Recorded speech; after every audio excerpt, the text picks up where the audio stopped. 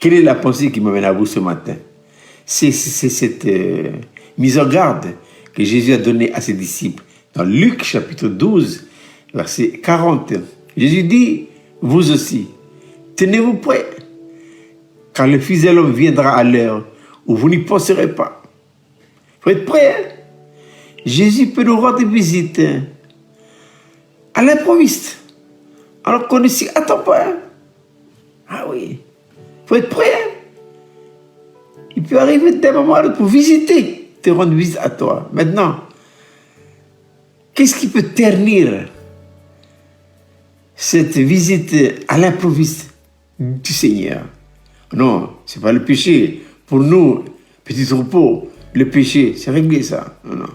Mais ce qui peut ternir et empêcher ces visites inattendues, c'est surtout notre engagement à notre vie professionnelle, à notre vie active. C'est bon. Il faut s'engager à nos idées. Il faut s'engager. Mais être prêt. Alors, quand je pense à la situation du pays, maintenant, ça chauffe partout. Ben, on est aussi pris dans l'engouement, quoi. Hein. On est là, dans les manifs et tout ça. Dieu peut nous rendre visite, hein, dans les manifestations. Dieu peut nous rendre visite. Où on va? Moi, j'ai dit tout à l'heure que ce n'est pas tellement le péché qui risque de ternir ces visites à l'improviste du Seigneur.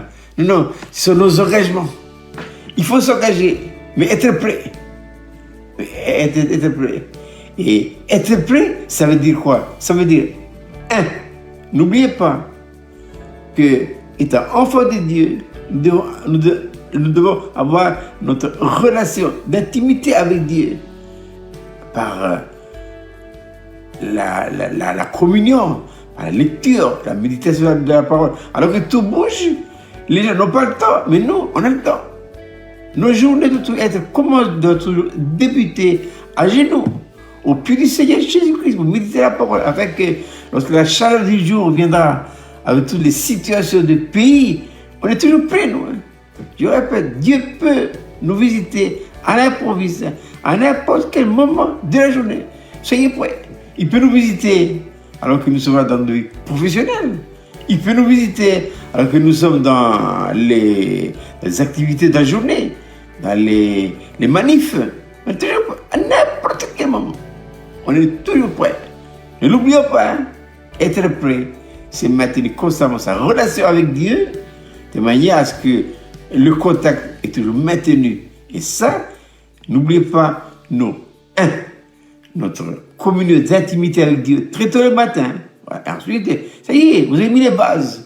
Vous allez travailler après. Vous êtes prêts déjà. Ah ouais. Et pour ça, il faut toujours vivre dans l'esprit. Ne descendez jamais d'un cran. Restez toujours au sommet.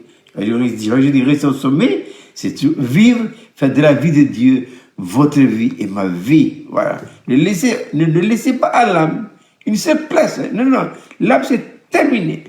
En tant que petit troupeau, j'ai décidé de mettre une fin absolue à ma vie de l'âme. Ce n'est plus moi qui vis, dit l'apôtre Paul. C'est Christ. Et si Christ est ma vie, Dieu peut me visiter à l'improviste. Je suis toujours prêt à répondre aux attentes de mon Dieu. Voilà, je répète cette belle petite réflexion pour ce matin, pour commencer la journée, alors que ça bouge partout. Vous aussi, tenez-vous prêts.